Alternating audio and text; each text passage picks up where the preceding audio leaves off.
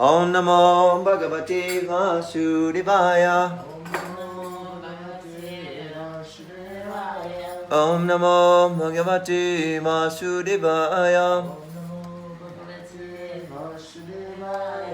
Om Namo Bhagavate Vasudevaya.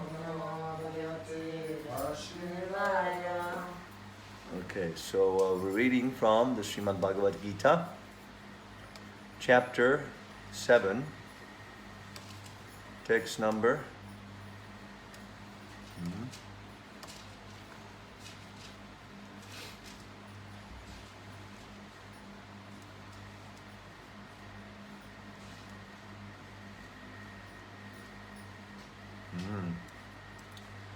11.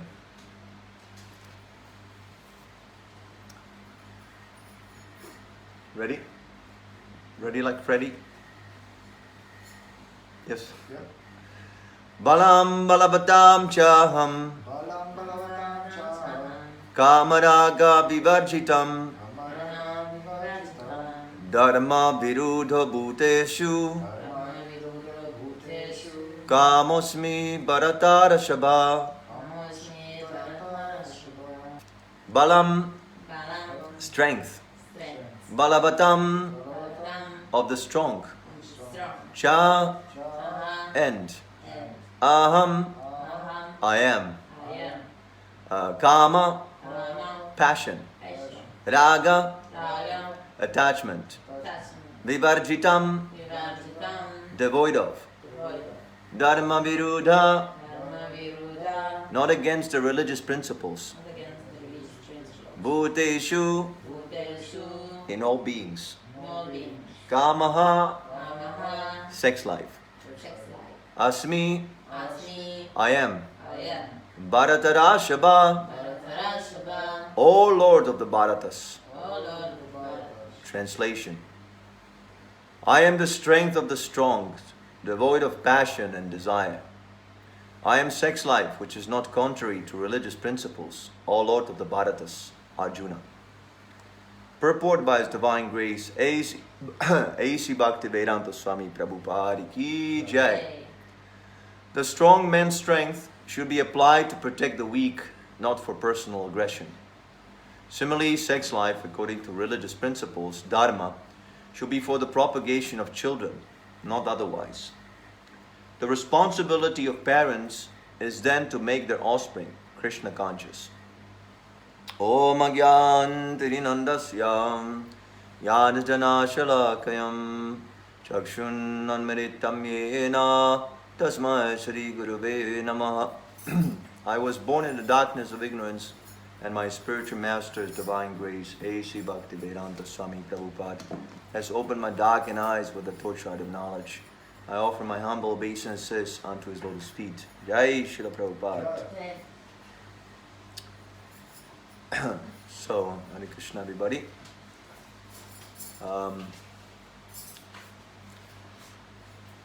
I mentioned this before,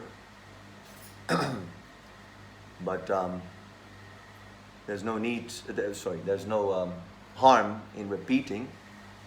Sometimes repetition is necessary for thorough assimilation. Thorough assimilation.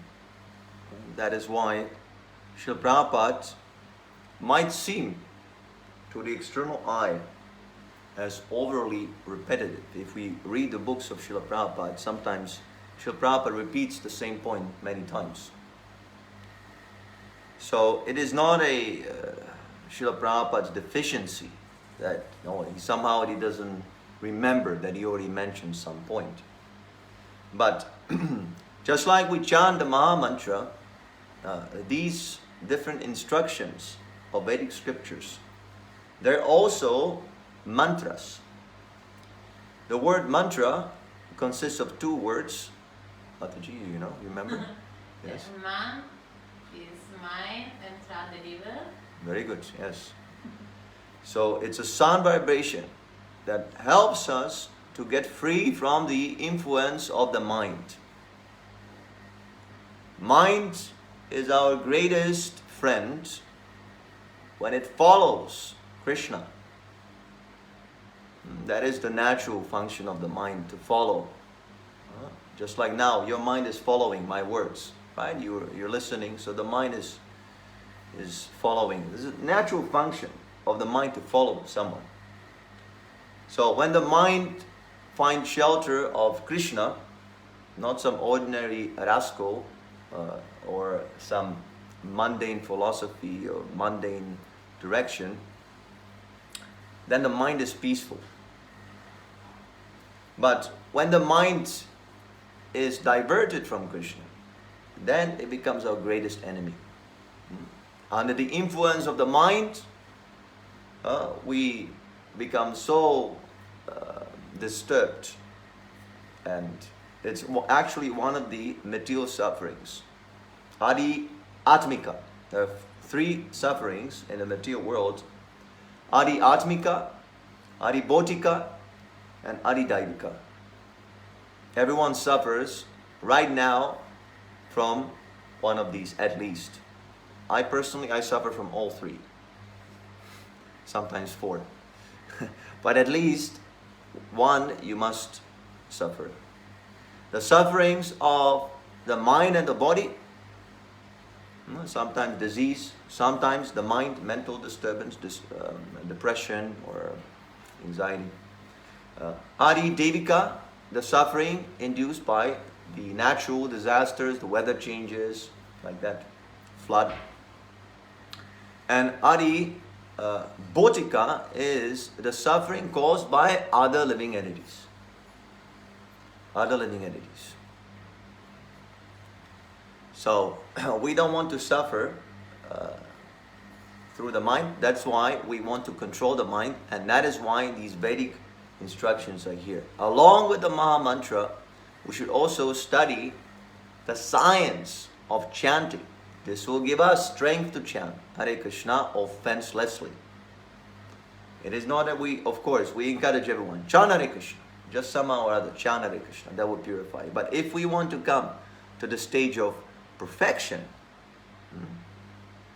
if we want to go back to Godhead, if we want to enjoy with Krishna unlimitedly, without any of these sufferings, then we must come to the stage of offenseless chanting.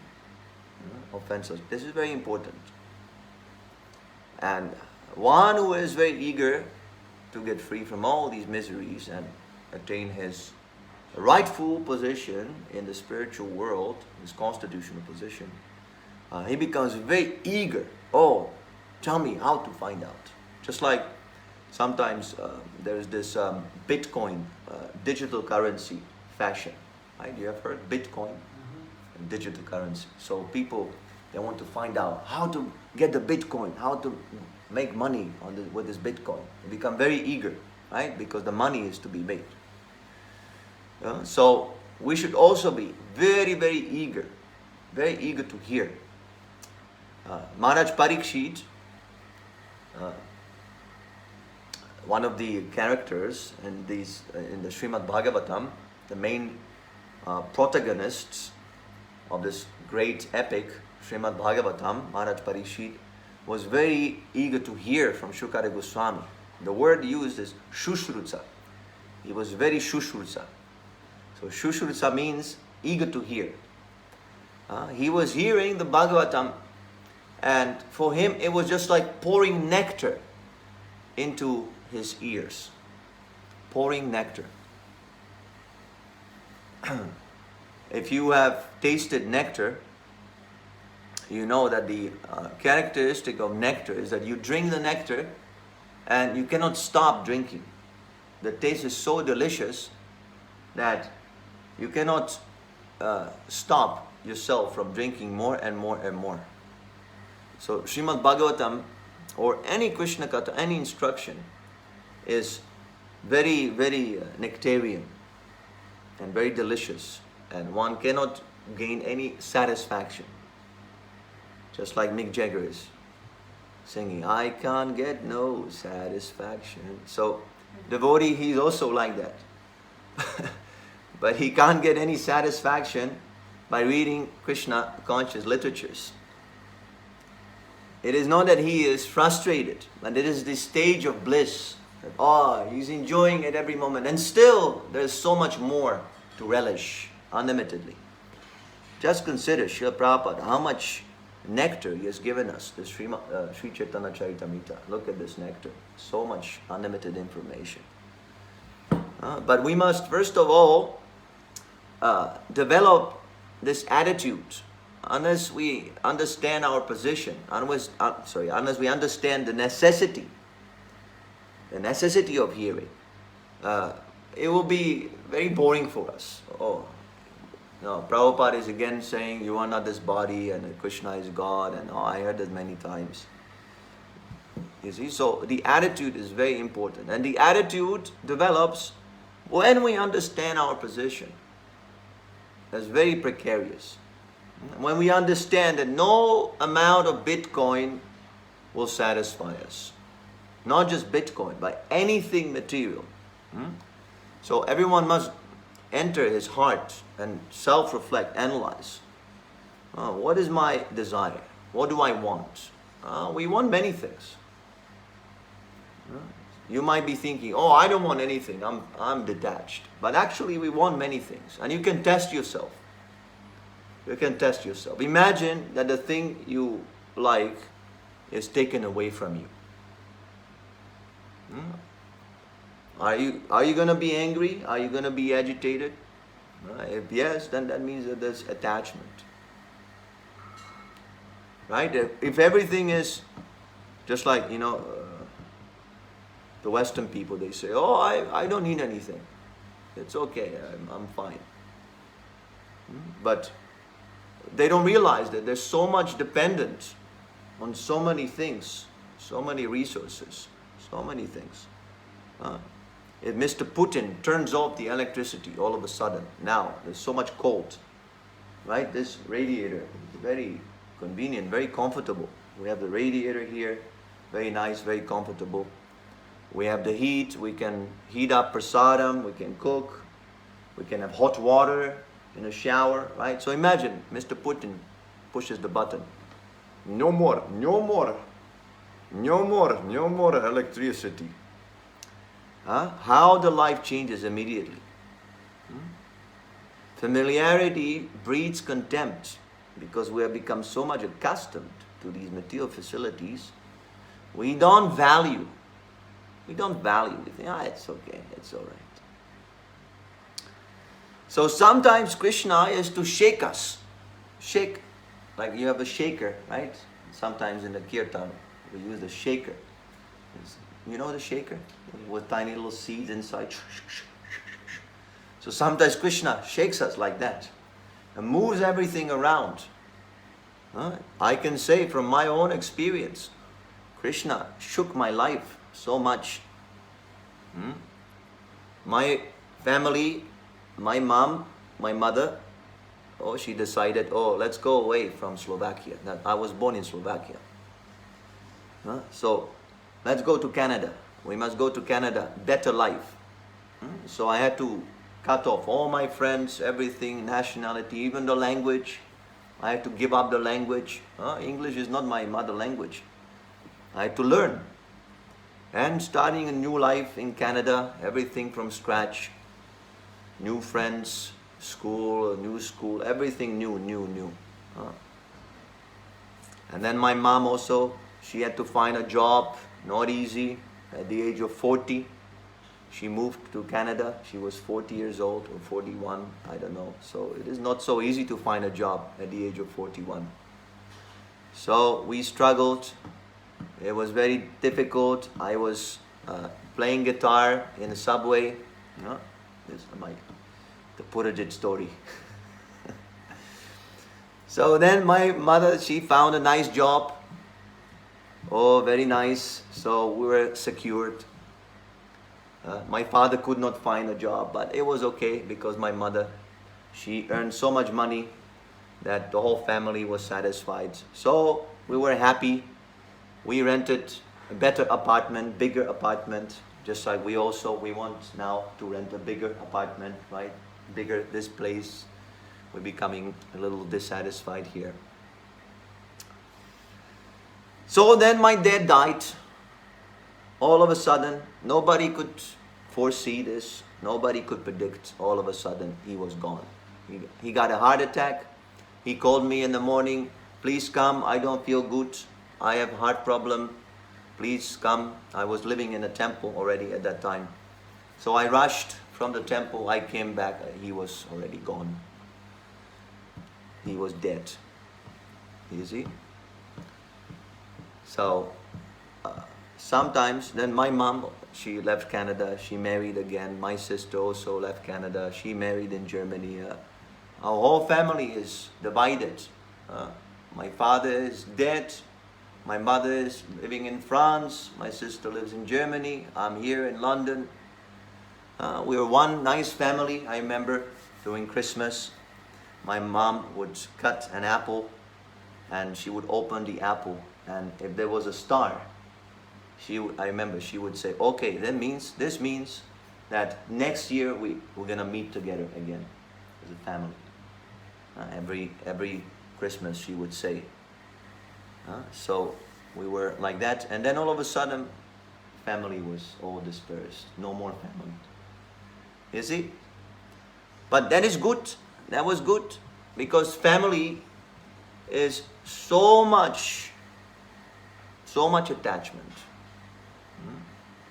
For the woman it is attachment, for the man even for children it is so much attachment, because it gives us this idea that, oh, this is the real rasa, this is the real relationship, my family. So Srila Prabhupada, he says that, oh, you had so many families in your previous life. Do you remember your mother from your previous life? You remember your father? They're all dead, they're all gone, they've changed their bodies like you changed your body. Do you lament? No. So what is the use? The analogy in the Shastra is given. And just like branches, they come together. Branches on a river, the surface of the river. Sometimes they're wood, branches are floating. So sometimes they cross paths and they float together, right? And then again, they're dispersed. So in the same way, we meet together in a family or, temple, community, friends,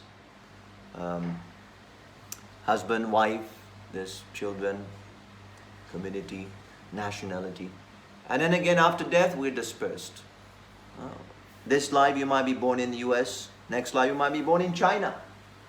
Now you're laughing, oh, these Chinese, they're so foolish. And next life, guess what? Welcome in China, yes. So sometimes Krishna shakes us. This is for a reason. This is an extra blessing from Krishna. Extra blessing. Because if our life is shaken, we come to the position of Atata Brahma Jigyasa. Why this happened to me? What is the purpose of life? I've tried so much. Just like my mom. She tried so much. She wanted to make us happy. Let's go to Canada. That's better life. More money, more opulence, nice people. Let's go. And then my father died. What is the use of Canada if your nearest one is dead? So she started questioning also. Wow, why? What is the aim of life? I have sacrificed everything, now I have nothing. So there must be some higher value. So then she was very receptive. I was preaching to her about the Bhagavad Gita. In the beginning, she did not like, oh, what is this nonsense? What is he doing this nonsense? He should be, why he cannot be like everyone else? My mom would tell me usually, why you cannot be, why you have to always, do these crazy things? One time you do this, another time you're always different, always different. Why you cannot be like everyone else? It will be easy. She could not understand. Then Krishna, shaky. Krishna shake with a shaky. And immediately, oh, my mom said, oh, now I understand. Oh, you are actually doing the best out of all our family. You are the only intelligent. You are studying. You are studying the most important thing in the world. What is the self? Why am I here? And you practicing spiritual. Oh, you are way much more advanced than all of us. She admitted. My mom, she is very nice, Very nice lady. I have to say, my mom is a great blessing of Krishna. So, yes, this we must come to this stage. Don't assume anything and be willing to hear from the spiritual master. This surrender to the spiritual master is nothing special. Don't think that, oh, sometimes people ask like that. So what made you choose this path? And they expect, I know very well, they expect some magical story that I was sitting one day at the table and then the violet light came and I knew it, that this was the path. Just like you see in the movies. It is not like that. This surrender is a process. It is not a one-time thing. If it is a one-time thing, if someone surrenders immediately, he is a suspect. He is a suspect. That is very suspicious. Oh, you have no doubt? Sometimes Srila Prabhupada would ask, any questions? So nobody asks any questions. Prabhupada says, oh, so you all ready, okay, to surrender? You agree with everything? You're ready to surrender? So, you ready to join us? That is suspicious. You cannot. We have so many attachments, so many misconceptions. So, it takes time. But we should not be lazy at the same time. We're inquiring, we ask questions, we're hearing about so many nonsense things in this world. Why do we waste so much time inquiring about Bitcoin and Schmidtcoin and Putin and Futin? So many things we discuss. But these things are pertaining to the impermanent material world. So that is why the Shastra says, Atata Brahma Jigyasa. You inquire about eternal subject matter, Brahman. Sat Sangha. This is what we have here. This live stream is called Sat Sangha. Sat Sangha means association of people who are discussing eternal or the subject of eternity. Right? It doesn't matter what religion or what path or this and that, whether you're religious or non-religious. Even an atheist, he can also discuss the subject of eternity.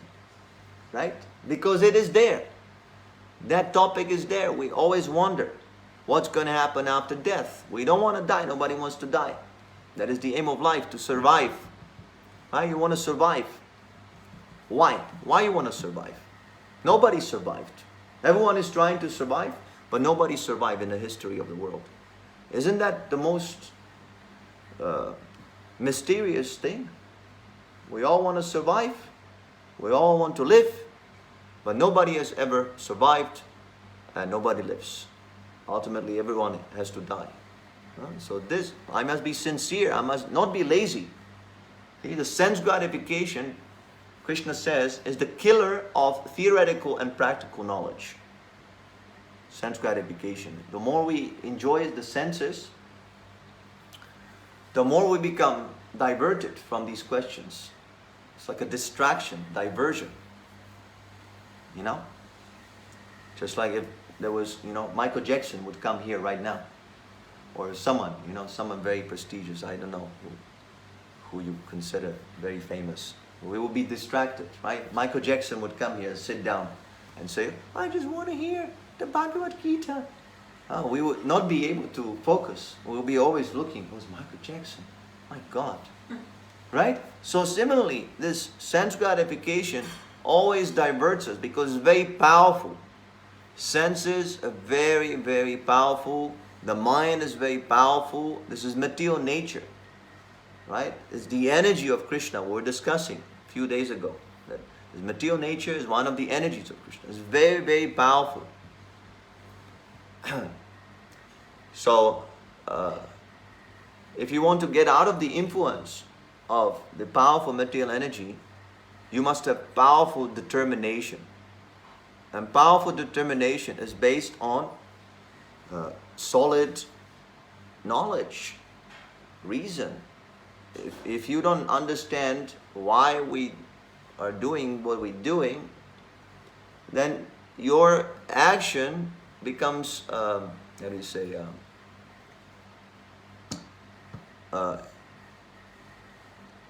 disturbed or irresolute. Prabhupada, Krishna says, is the irresolute determination. Vyavashatmika, avyavashatmika buddhi. Irresolute determination or intelligence. Irresolute intelligence. You see, so we must discuss, and it becomes a little difficult because the mind doesn't want to hear these things. The mind is always focused on sense gratification and has been accustomed throughout lifetimes. Prabhupada says it is very difficult to recover from this foreign nature. This is a foreign nature. I'm this body, I should run after sex life, after eating, sleeping, so many things. It's very difficult to recover from that. So that is why the Krishna consciousness begins with a sadhana bhakti, with a practice. It's a practice. You do 1 round of japa, and you do 2 rounds, and you practice gradually.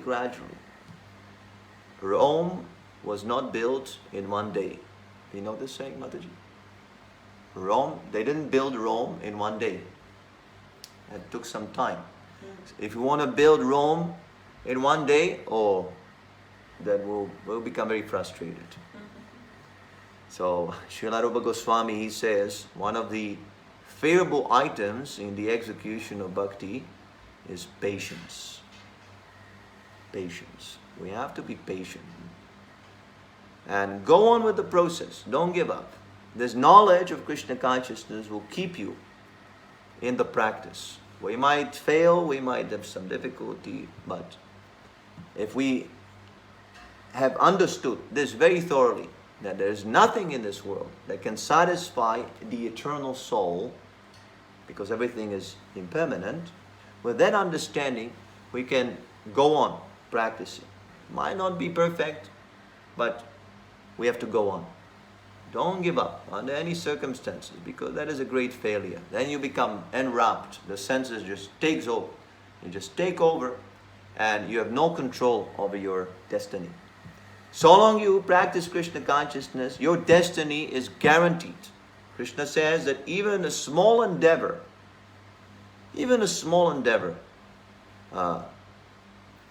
will save you from the greatest degradation. Nothing you do in Krishna consciousness is lost. It's a permanent asset. So, yes. So anyway, that is why Srila Prabhupada is repeating certain things and again, because it's necessary. We don't assimilate. Srila Prabhupada says, you are not this body. Well, we still think. We still have sex desire. Oh, only if I could enjoy some sex life. Only if I could enjoy this and that. So many things. Oh, I have become insulted. This person, she insulted me. He insulted me. Oh, I am so disturbed. These are all signs that we're still attached to the body. There was a black body devotee, and he was complaining to Prabhupada. Oh, these devotees, they're racists. They have done some racist remarks because I'm a black. So Srila Prabhupada says, oh, this is very bad. They're not intelligent because they have a skin disease. They think that you are the body. But if you become insulted, that means you're also foolish. Because you're also thinking that you are the body. You see? Both of you are foolish. The person who insults and the person who is insulted. Both ways. So you should not take any offense. Because no one can offend you. No one can see you. You are spirit soul. What they're insulting is the material body, which you are not. So if you take insult, if you take offense, then you are not very intelligent. This is very helpful, because it is going on. Adibodhika, one of the sufferings in material existence is that we get suffering from other living entities. This is natural in material existence. So, Srila Prabhupada says here that the strength should be used to protect, not in aggression. Now we see the war in Ukraine, the Russians, they have attacked the country. This is aggression. I don't know exactly what the politics are, but innocent people are dying. This is aggression. If you're a strong Russian nation, you should use it to protect the weak. This is how the strength should be used. And that strength is Krishna. That strength, you'll be empowered by Krishna to do that. That strength is Krishna. This is how you also can meditate on Krishna. Similarly, sex life should be used for propagation of Krishna conscious children, not for sense gratification. You can use sex life for sense gratification. You can do that. Krishna allows you. Yeah, you can do whatever you want. But you will not be happy. See, Krishna doesn't want you to be unhappy. That is why he's trying to preach to you. Oh, don't use sex life without discrimination. So much abuse is going on in terms of, in the context of sex life. The women are exploited. Men are also exploited. Don't think that only women are exploited. Men are also exploited. Because they cannot control their sex desire, they become manipulated. They become enslaved in so many different ways. Women are also abused, and so on and so on. It is so horrible. It is the highest pleasure, material pleasure, sex life. Sex pleasure is the greatest pleasure in the material world, Prabhupada says. But it is also the most deceiving and most horrible. It brings so much suffering. So, just like you have an itch, if there's itching, the best course of action is you don't touch. Tolerate. It is itching, yes. It is natural. Sex desire is there. But don't touch. Tolerate. Try to use that energy, in Krishna's service. Whatever energy you have, use it for Krishna. Then you'll be purified. You will not feel the itch. It will disappear. You'll be very happy. It is not necessary. Eating you have to do. Sleeping you have to do. Defending also, you have to defend the body. If there's illness, you have to cure it. But sex life, it is not necessary. Nobody has died because he abstained from sex life. Right? So Krishna says, sex life, yes, but only if it is performed under the rules and regulations of the Shastra. That means Garbhodana Samskara. When the couple, when they have sex life, when they engage in sex life, they chant, first of all. Very nice. Not like cats and dogs, Srila Prabhupada says. Drinking some alcohol, and then, come here, let's go. This is very demoniac. And this is a sacred activity. The new life is coming. The baby is such a great joy. A new person comes, little baby, and you can raise him very nicely, take care of him or her. So it is an opportunity to celebrate. But people they want to kill the baby.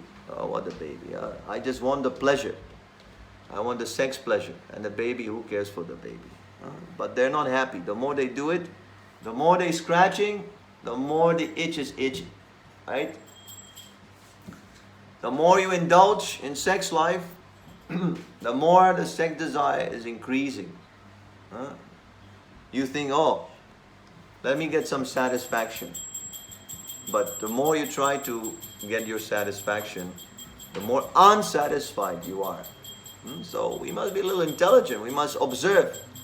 What is going on? Oh, wait a minute. I'm getting cheated by the sex desire. Oh, I'm getting cheated. I don't want to be cheated. Nobody wants to be cheated, right? To be cheated is the greatest pain. Oh, I was cheated. This person, he made a fool out of myself. So a devotee doesn't want to be cheated. He wants to be free. So that is why all these instructions are there. It is not to impose anything.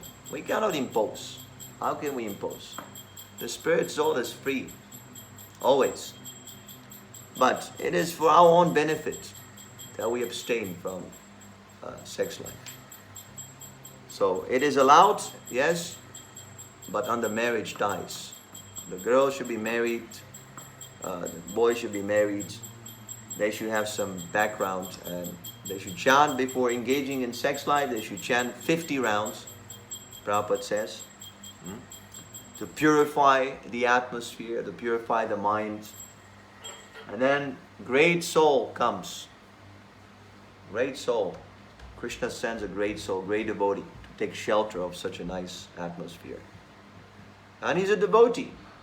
It's a devotee association. Another devotee comes. Haribo, you have any prasadam? Give me some prasadam. Jai. Jai Srila Prabhupada. Give me the Chaitanya Charitamrita. Yes. Kapila Deva is the incarnation of Krishna. He was instructing his mother, Devahuti. So sometimes the children, they can become gurus for the children. So think of it like that. This is a very, very elaborate science, this transmigration. If we understand transmigration of the soul, and how the soul is passing through different bodies, how the law of karma is working, if we just contemplate like this, we'll have a completely different vision of the world. And for this reason, Prabhupada talks about all these things, on and on and on, to stimulate this thinking, to stimulate our consciousness of the soul, as opposed to always thinking of sense gratification. All right, so I'll stop here. Thank you so much for listening. Are there any questions?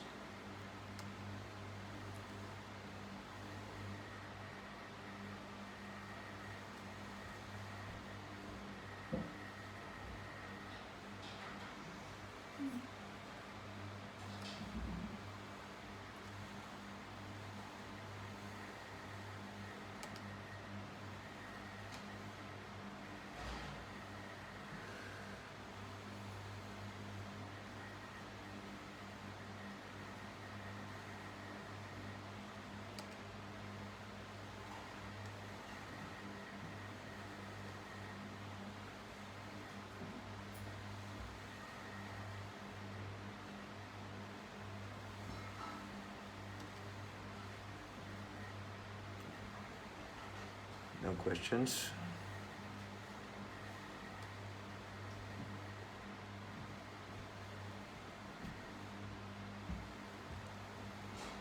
So those who have no questions, they have to now watch every time we have a live stream as a punishment. All right. I have a question. Yes, Mataji. Yes, please. Why? Just to understand, because of course I didn't understand the meaning because I didn't read all the books. Otherwise, I will not have Sure. this question. Why in the books the woman are described like less intelligent? Okay, this is the question. Someone asked that to Srila Prabhupada, some devotee Mataji. I mean, many they probably ask.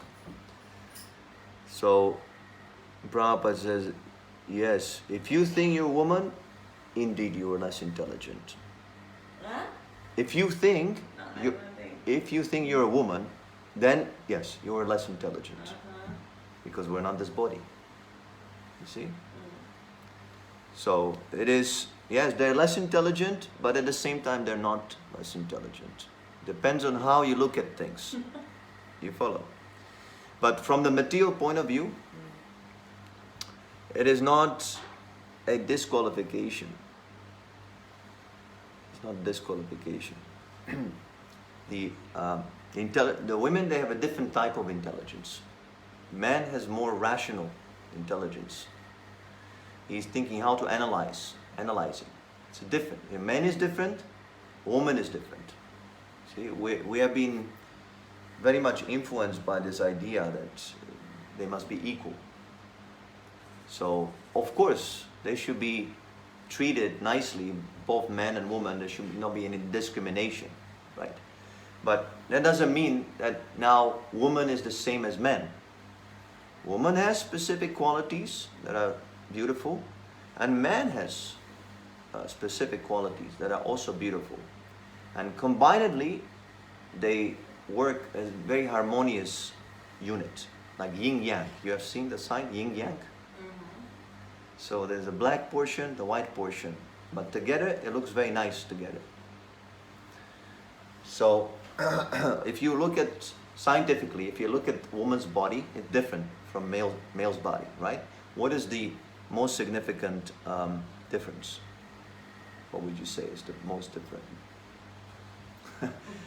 The girl can give birth to a child, right? There's a womb. There's a womb. For the baby, there's there's a space for baby. Baby can take shelter there and be nourished by the mother, and so on and so on. So this is a major difference, and this influences everything about the woman. And similarly, because man doesn't have a womb, he has a different function.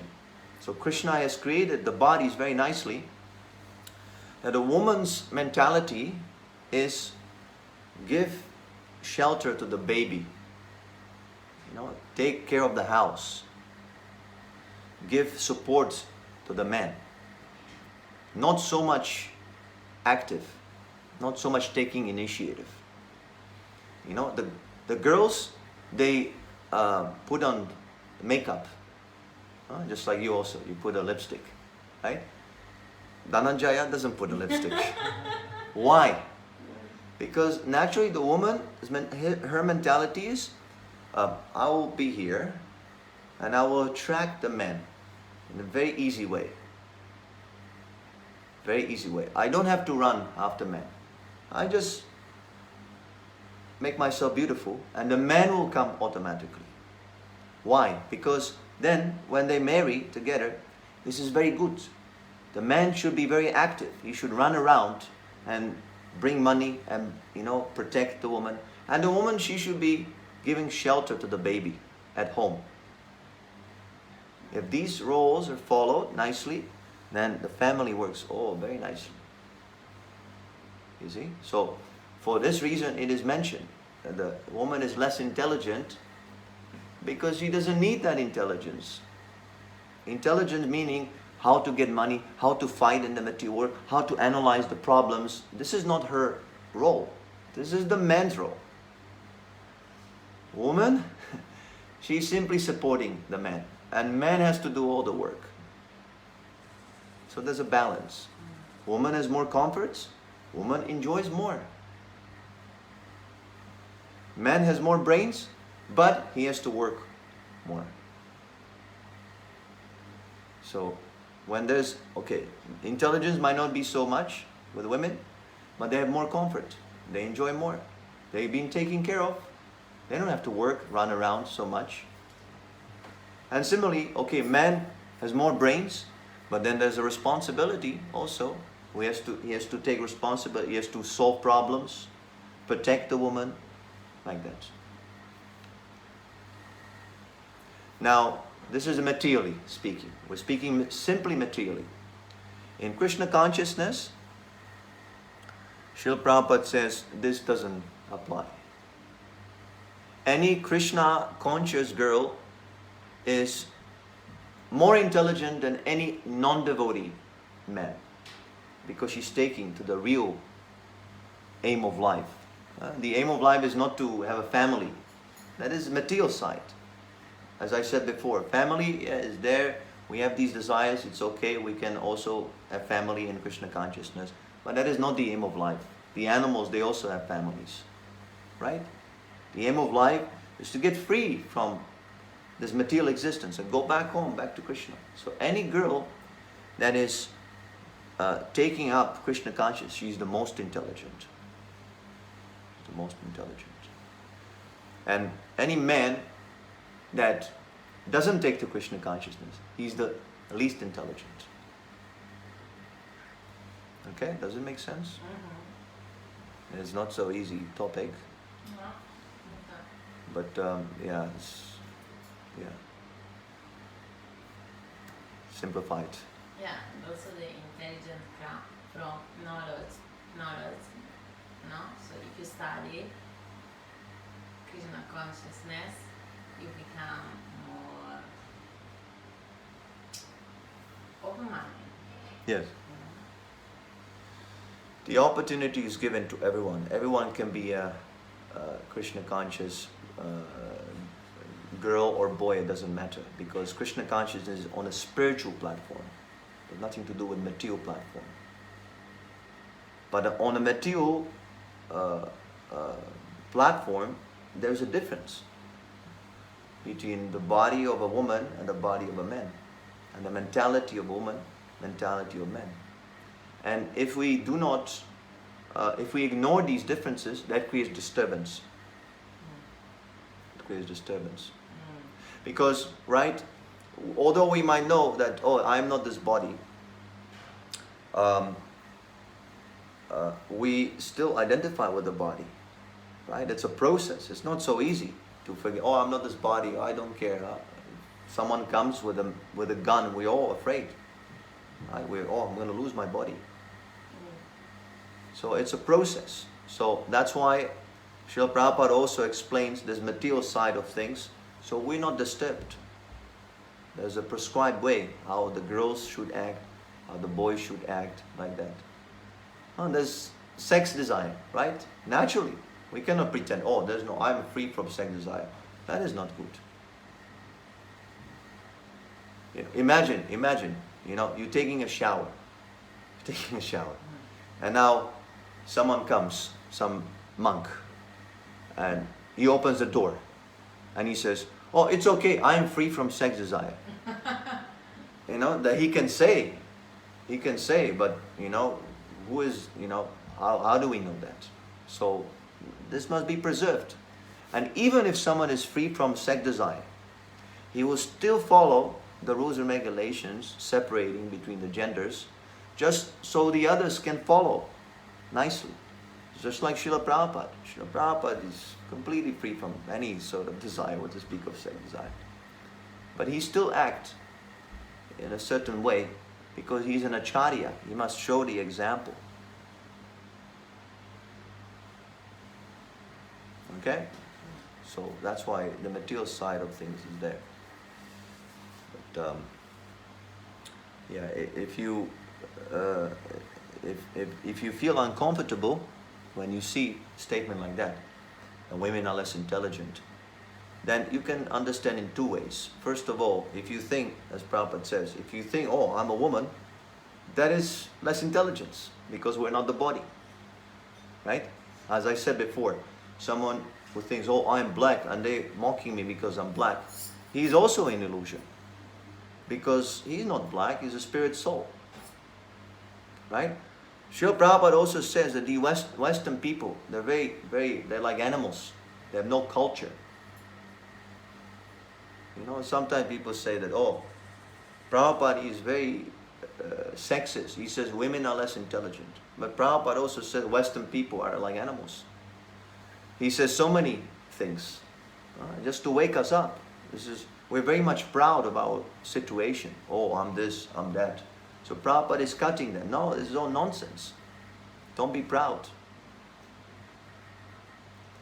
And second of all, you are a devotee. You're a devotee. You're chanting Hare Krishna, you're reading, you're hearing very nicely. So Srila Prabhupada says, these girls who are Krishna conscious, they're not ordinary women. They're most intelligent. Okay? Grantaraj Srimad Bhagavad Gita ki jai, Srila Prabhupada ki jai, Nitai Gora Premanandi, Hari Hari Hari Bol. Namaste